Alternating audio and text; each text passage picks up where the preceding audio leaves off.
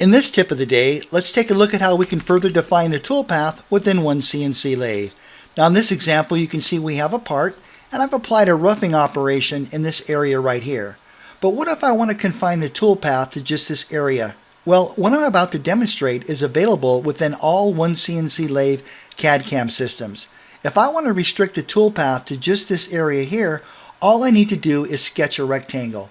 Let's quickly head over to the command manager. Let's go to rectangle, and all I'm going to do is sketch a rectangle to define the area in which I'd like to confine the toolpath. Now we'll right hand mouse click on the machining operation, select edit operation.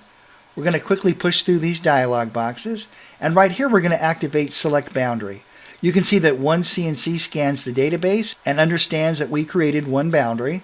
We're going to click next on that and finish. Now all we have to do is take our cursor, select the boundary, and that's it. We now have our toolpath confined to that area. Very, very easy and powerful.